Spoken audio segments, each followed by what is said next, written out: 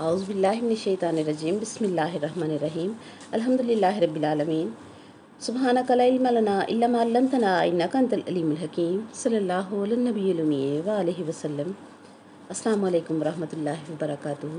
جی کیسے ہیں آپ سب؟ امید کرتی ہوں کہ ہم سب اپنے اپنے مقام پر اپنے اپنے ظرف کے مطابق معرفت محمد صلی اللہ علیہ وسلم اور آل محمد صلی اللہ علیہ وسلم حاصل کرتے ہوئے اعمال ادا کر رہے ہیں کہ ذکر محمد صلی اللہ علیہ وسلم اور آل محمد صلی اللہ علیہ وسلم اور ذکر علی علیہ السلام کر کے ہم نیکی اور بھلائی کی طرف ہی بڑھ سکتے ہیں، کہ ان کی اس ذکر کے آثار نیکی کی ادائیگی کی صورت میں ہمیں ملتے ہیں۔ یہ ناممکن ہے کہ ان کا ذکر کریں اور انسان محروم رہ جائے۔ یہ ذکر قرب الہی کا وسیلہ بن جاتا ہے، بندے کو اپنے رب سے ملاتا ہے۔ یہ ذکر محمد صلی اللہ علیہ وسلم اور ذکر آل محمد صلی اللہ علیہ وسلم کا فیض ہے کہ بھلائی اور نیکی آگے پھیلتی ہے۔ 1,00,000 آدمی برائی پھیلانے والا ہو، مگر یہ ان لاکھوں کو اپنے قدموں کے نیچے رکھ کر ٹھوکر مار کر ختم کرنے اور برائی مٹانے کی صلاحیت اور طاقت رکھتا ہے کہ جب سارا جہان برف سے ڈھک جاتا ہے اور سورج پوری قوت سے نکلتا ہے تو ساری برف پگھلا کر لے جاتا ہے۔ گھٹا ٹوپ اندھیرا ہو، کفر کی وادی ہو، گناہ ہی گناہ ہو، شرک معمول حیات بن جائے، کفر و انکار کی روش لازمہ زندگی بن جائے، ہر طرف اندھیرا ہی ہو، تو ایک سورج خورشید نبوت کی صورت میں نکلا اور ایک سورج مولا حسین علیہ السلام کی صورت میں نکلا اور کفر و شرک کی برف جو ہے وہ پگھلا کر لے گیا۔ برائی پھیلے تو پھیلتی رہے، ہدایت کی ایک کرن پوری رات کے لیے کافی ہے۔ اندھیرا پوری کائنات پر قبضہ کر لے، مگر جب سورج کی ایک کرن نمودار ہوتی ہے تو اندھیرا دوڑ جاتا ہے۔ نور نبوت سے فیض یافتہ، ولایت کے عقیدہ پر جینے والا انسان نبی پاک صلی اللہ علیہ وسلم کا غلام اور اللہ کریم کا محب بندہ سورج نہیں ہوتا، سورج کی ایک کرن ہوتا ہے۔ خورشید نبوت کی ایک کرن کا یہ عمل ہے تو مجسم خورشید کا عمل کیا ہوگا؟ سبحان اللہ۔ پچھلی گفتگو میں ہم نے جانا کہ جو جنس آج زمین پر موجود ہے وہ کشتی نوح علیہ السلام میں سوار ہو گئی تھی، اور جو جنس سوار نہیں ہوئی تھی اس کی نسل بھی باقی نہیں رہی۔ اور نبی کریم صلی اللہ علیہ وسلم کا ارشاد عالی شان کہ مثل اہل بیتی کا مثل سفینہ نوح، کہ میرے اہل بیت کی مثال نوح کی کشتی نجات کی طرح ہے۔ یہ کشتی تو گزر گئی اور اب اہل بیت علیہ السلام کی کشتی ہے، اور اس کشتی نجات کا ملاح مولا علی علیہ السلام ہیں۔ اور قرآن پاک میں رب اس کشتی کے بارے میں سورہ قمر میں ارشاد فرماتا ہے فَفَتَحْنَا أَبْوَابَ السَّمَاءِ بِمَاءٍ مُنْهَمِرٍ، میں نے زور کے می سے آسمان کے سب جو ہے دروازے کھول دیے، وَفَجَّرْنَا الْأَرْضَ عُيُونًا، اور میں نے زمین میں چشمے جاری کر دیے، فَالْتَقَى الْمَاءُ عَلَىٰ أَمْرٍ قَدْ قُدِرَ، تو پھر پانی جو ہے وہ ایک ایسے کام کے لیے جو مقدر ہو چکا تھا جمع ہو گیا۔ وَحَمَلْنَاهُ عَلَىٰ ذَاتِ أَلْوَاحٍ وَدُسُرٍ، اور ہم نے نوح علیہ السلام کو ایک کشتی پر جو کہ تختوں اور میخوں سے تیار کی گئی تھی سوار کر لیا۔ تَجْرِی بِأَعْیُنِنَا، وہ ہماری آنکھوں کے سامنے چلتی تھی۔ پھر رب فرماتا ہے جَزَاءً لِمَنْ کَانَ کُفِرَ، یہ سب کچھ اس نوح علیہ السلام کے انتقام کے لیے کیا گیا کہ جس کا انکار کر دیا گیا، جس کو کافروں نے مانا نہ۔ وَلَقَدْ تَرَكْنَاهَا آیَةً فَهَلْ مِن مُدَّکِرٍ، پھر رب فرماتا ہے کہ ہم نے اس کو ایک عبرت بنا کر چھوڑا تو کوئی ہے کہ سوچے اور سمجھے۔ اللہ اکبر۔ نوح علیہ السلام کی کشتی چل رہی تھی، جبریل امین آئے نوح علیہ السلام کے پاس اور کہا کہ کشتی کے ایک دور کے کونے میں ایک شخص بیٹھا ہے، اس کے پاس جاؤ اور اسے کہو کہ اے شخص، اللہ نے تجھے سلام بھیجا ہے، اور اللہ کہتا ہے کہ اے میرے بندے، میں خود سلام ہوں اور میری طرف سے تجھے سلام ہے۔ اس کشتی سے لے کر دارالسلام تک یعنی جنت تک تجھ پر سلام ہے کہ تو نے اس دروازے سے میری بارگاہ میں دعا کے لیے ہاتھ اٹھائے جو میرا دروازہ ہے۔ میں وعدہ کرتا ہوں کہ روز قیامت اس بندے کے لیے جنت کے سارے دروازے کھول دوں گا، جس در سے چاہے جائے۔ نوح علیہ السلام حیران ہو گئے کہ ایسا سلام تو میرے لیے بھی نہیں آیا، جو بھی کشتی میں ہے تو وہ میرا امتی نا، یا میرا خاندان ہے یا میری امت ہے، کیونکہ کشتی پر ٹوٹل 80 بندے تھے۔ 8 لوگ نوح علیہ السلام کے خاندان کے تھے اور 72 نوح علیہ السلام کے امتی تھے یعنی ماننے والے تھے۔ معلوم ہوا عہد نوح سے فیصلہ ہو چکا ہے کہ نجات کی نشانی کا عدد ہی 72 ہے۔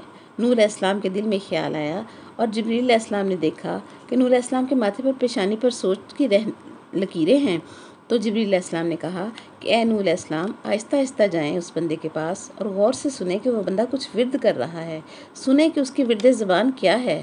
نوح علیہ السلام یہ سن کر چونک گئے، آہستہ آہستہ دبے قدموں سے اس کے پاس پہنچے۔ بندے کا منہ دوسری طرف تھا، پیچھے سے اس کا ورد سننے کی کوشش کی کہ اتنا بڑا طوفان تھا، اتنا بڑا پانی تھا، جو کہ آپ سورہ قمر کی آیت میں سن بھی چکے ہیں۔ اللہ اکبر۔ تو یہ صحابی جو ہیں، یہ نوح علیہ السلام کے صحابی دعا کے لیے ہاتھ اٹھا کر ورد کر رہے تھے کہ اے اللہ، اے میرے پروردگار، تجھے تیرے محبوب نبی کے حق کا واسطہ، تجھے اپنے ولی کے دبدبے اور عزت کا واسطہ، تجھے تیرے حجاب قدسی کا واسطہ جسے کسی نے نہیں دیکھا، اور تجھے تیرے نبی کے نواسے کی عزت کا واسطہ جو تیرا چمکتا ہوا نور ہے، اس کی شہادت کے راز کا واسطہ۔ اور آگے وہ صحابی نوح اپنی معرفت کے مطابق تشریح کر رہا ہے کہ وہ لوگ جو تیرا رتبہ ہیں، تجھے ان پانچوں کا میں واسطہ دیتا ہوں، وہ لوگ جو تیری آبرو ہیں، تجھے میں ان پانچوں کا واسطہ دیتا ہوں، کہ ان کو اللہ کی آبرو اور رتبہ کہہ کر وہ دعا مانگ رہا ہے۔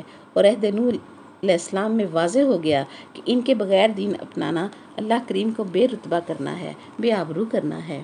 اور پھر وہ کہنے لگا، تجھے واسطہ دیتا ہوں ان کا جو تیرا عزت دار چہرہ ہے، اور اے پالنے والے، میں تجھے ان کا واسطہ دیتا ہوں کہ عالمین میں جن کی نہ کوئی مثل ہے نہ کوئی شبیہ ہے۔ سبحان اللہ۔ نوح علیہ السلام سن رہے ہیں، اور پھر اس نے کہا کہ پالنے والے، مکروہ موت سے ہم کو نجات دینا، ان کے صدقے میں ہمیں امان دینا۔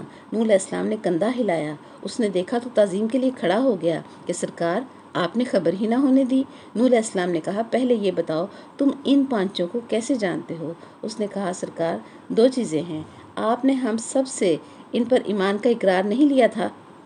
ایک سب سے پہلے تو یہ کہ آپ نے ان پر ایمان کا اقرار ہم سے لیا ہوا تھا، تو نام تو میں اسی دن سے یاد کر لیے تھے، لیکن ان کو پہچانا میں نے آج ہے۔ تو نوح علیہ السلام نے پوچھا، کیسے پہچانا؟ تو وہ بولا کہ کشتی میں سب سوار ہو گئے تھے، ہر جنس سوار ہو گئی تھی، آپ علیہ السلام اور میں بچ گئے تھے۔ آپ نے مجھے کہا کہ کشتی کو تھوڑا سا دھکا دو تاکہ کشتی چلنی شروع ہو، موج پر آ جائے تو ہم بھی اچھل کر سوار ہو جائیں گے۔ آپ نے اچھلتے وقت اپنے منہ سے ایک دعا کی تھی جو میں نے سن لی تھی، وہیں سے میں جان گیا تھا کہ یہ کیا ہیں۔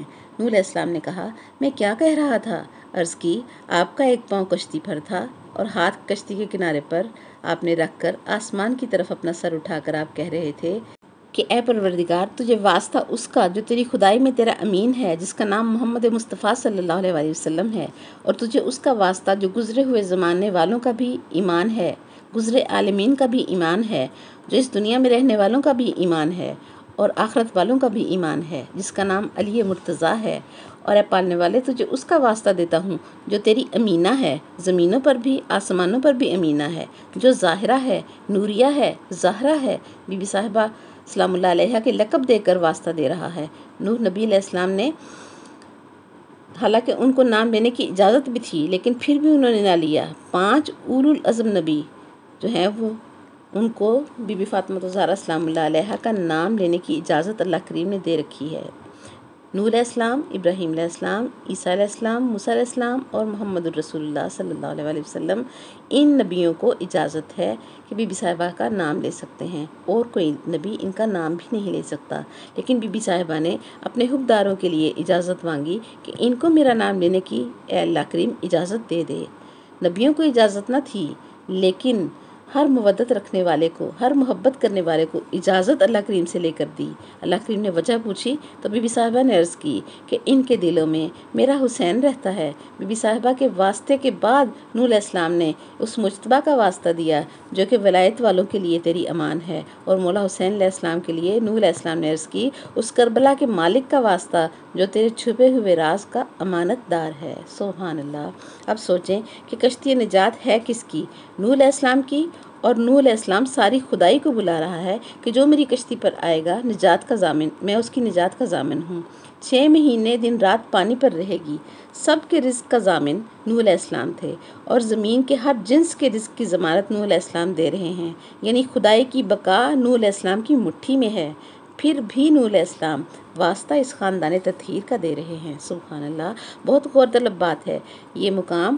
اور اس بندے نے کہا کہ جب آپ نے یہ دعا مانگی میں سن رہا تھا، اقرار تو آپ نے پہلے ہی ان کے لیے لے لیا تھا، لیکن میری عقل دنگ رہ گئی کہ میرا نبی، میرا نوح علیہ السلام نبی ہو کر، معصوم ہو کر، حجت الہی ہو کر، رسول ہو کر ان کا محتاج ہے تو پھر میری کیا اوقات ہے۔ میں نے بھی یہ ورد کرنا شروع کر دیا۔ اور جبریل امین واپس آئے اور کہا، اے نوح علیہ السلام، آپ سمجھ گئے کہ اس نے اللہ کے پانچوں کا حق پہچانا اور دل سے تسلیم کر کے ان کو وسیلہ بنایا، اس لیے اللہ نے سلام بھی بھیجا ہے اور وعدہ بھی بھیجا ہے کہ میں قیامت کے دن جنت کے سارے دروازے اس کے لیے کھول دوں گا۔ اور اے نوح علیہ السلام، آپ بھی بھول نہ جانا، امت کو بتا کر مرنا کہ یہ 5 کے 5 میرے دوست ہیں۔ اب سوچنے کی بات یہ ہے کہ خالق ہو کر ان بندوں کو وہ دوست بتا رہا ہے۔ اور دوستی 2 وجہ سے ہوتی ہے، یا دوستی اپنے جیسے سے ہوتی ہے یا اپنے سے بہتر سے ہوتی ہے، اور اللہ سے بہتر تو کوئی ہے نہیں۔ یہ اس کو اپنے جیسے لگے تو ان کو دوست بنایا ہے نا۔ اب ملا کے فتوے سے نہ ڈرنا کہ شیشے کے سامنے کھڑے ہو کر دیکھیں تو آپ نہیں ہوتے، لیکن آئینے میں آپ جیسا ہوتا ہے۔ یہ بھی عکس کبریائی ہیں، اس لیے کہا کہ مجھے اپنے جیسے لگے، یہی میرے ولی ہیں، یہی میری طرف سے شفیع ہیں۔ نوح علیہ السلام بھول نہ جانا اور امت کو بھی بتانا کہ جو بھی ان کا محب بن کر میرے پاس ان کو شفیع بنا کر آئے گا، میں اس بندے سے راضی ہو جاؤں گا، چاہے میں اس پر پہلے غضبناک ہی کیوں نہ ہوں۔ ان کی محبت دل میں رکھ کر ان کی سفارش لے کر آئے گا تو مجھے راضی کر لے گا، میرا غضب دور ہو جائے گا، اور جو ان کے بغیر آیا اور اس کے دل میں ان کے اختیار پر شک ہوگا، اس پر میرا غضب واجب ہو جائے گا، چاہے میں پہلے اس پر راضی ہی کیوں نہ ہوں۔ جو سلامتی نوح علیہ السلام پر اتر رہی ہے اور کشتی نجات کے جانوروں اور انسانوں پر اتر رہی ہے، وہ ان 5 کی وجہ سے ہے۔ یہ نہ ہوتے تو نہ کشتی رہتی، نہ کشتی والے رہتے۔ یہ قیام کائنات کا سبب ہے۔ سبحان اللہ۔ اور نبی پاک صلی اللہ علیہ وسلم کی حدیث پاک کا مفہوم بھی ہے کہ جو بندہ لا الہ الا اللہ کہتا ہے اس کے لیے آسمان کے بند دروازے کھل جاتے ہیں، اور جب وہ محمد الرسول اللہ کہتا ہے تو اللہ کریم کا چہرہ کھل اٹھتا ہے۔ سبحان اللہ۔ اور جب بندہ علی ولی اللہ کا اقرار کرتا ہے تو اس کے گناہوں کی مقدار کائنات کی بارشوں کے قطروں کے برابر بھی ہو تو اللہ کریم معاف فرما دیتا ہے۔ سبحان اللہ۔ کائنات کی بارشوں کے قطرے تو کمپیوٹر بھی گن نہیں سکتے، یہ مولا علی کی ولایت کی گواہی دینے سے معاف کر دیتا ہے اللہ کریم۔ اب علی ولی اللہ گناہ بخشوانے کے لیے پڑھنا، ارادہ کر کے پڑھنا اور یقین رکھ کے پڑھنا کہ تمام گناہ بخش دیے گئے ہیں۔